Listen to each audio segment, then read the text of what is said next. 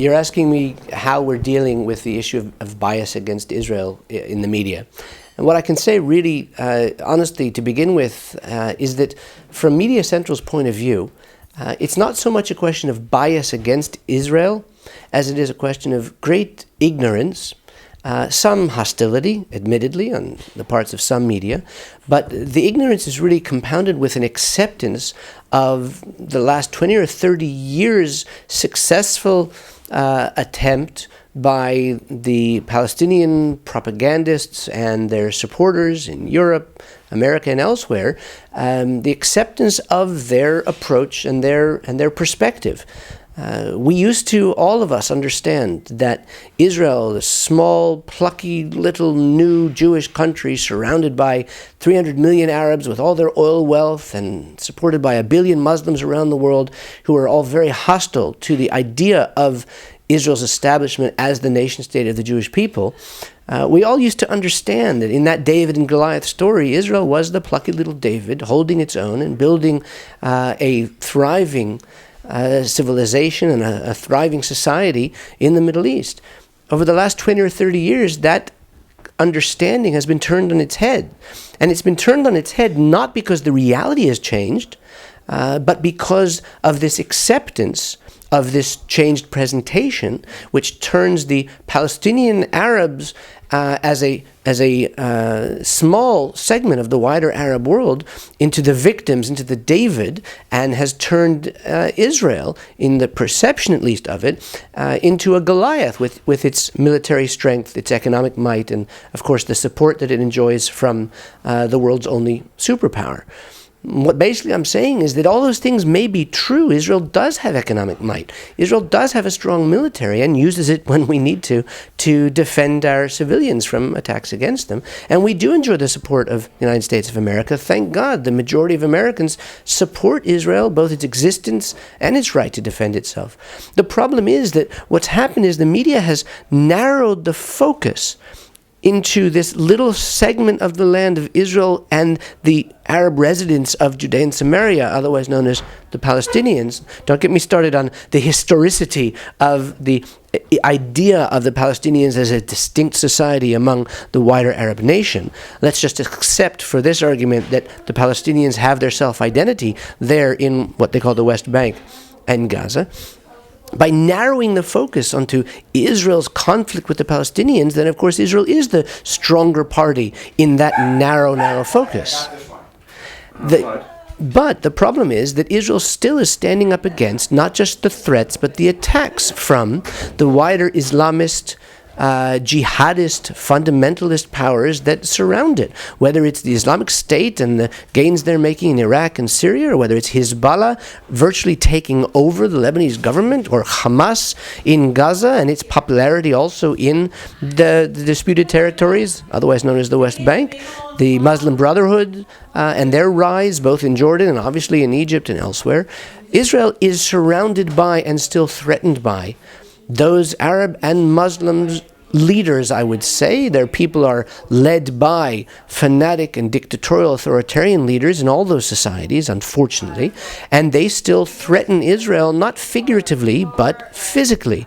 by encouraging Hamas, Hezbollah, and other terrorist groups, by, of course, if we look a little bit further afield to Iran, developing nuclear technology and weaponizing that technology with the stated purpose of destroying the only nation-state for the Jewish people in the world. So you asked me about the bias in the media, and my point is that the ignorance is combined with an acceptance of the Palestinian narrative and those who support it. And what we do at Media Central is to try and help the journalists who are based in or visiting Israel to widen their lens, to develop a more nuanced understanding of the complexities of the issues.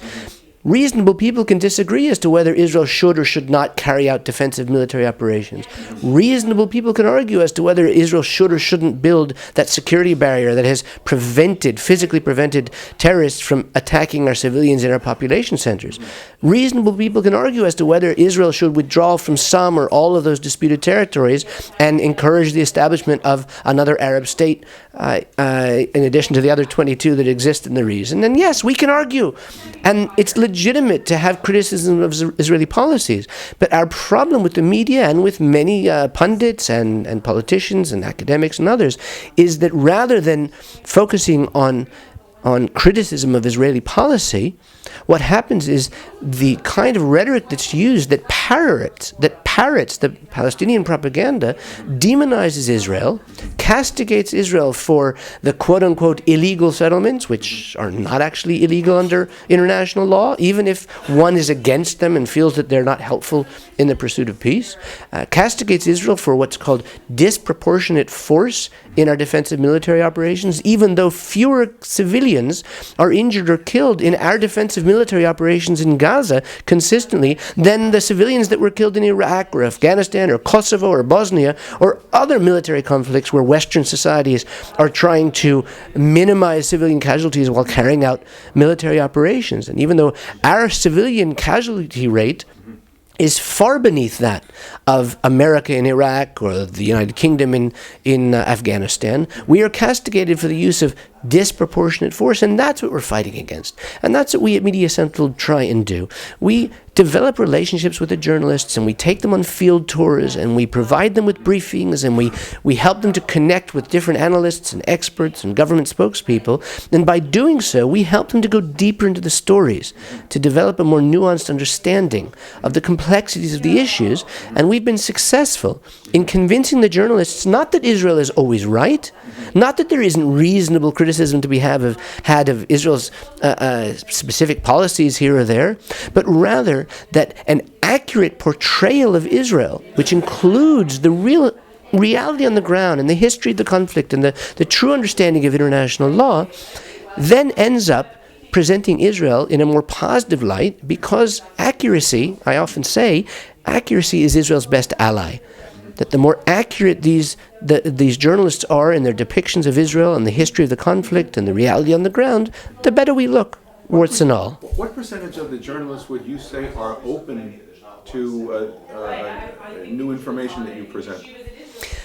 The truth is, the vast majority of journalists who are reporting from the field there in Israel and the territories in the region are very professional. They have great professional integrity, and when presented with factual information, presented in a way that is not accusatory,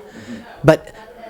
carrying out our activities to help the journalists to achieve their own goal of reporting accurately from the field, the journalists are very open to new sources of information, new perspectives on particular issues, and also different, not just sources, but different facts and figures and information when it's presented rather than in an accusatory fashion, when it's presented specifically as a service to them to help them write a better story.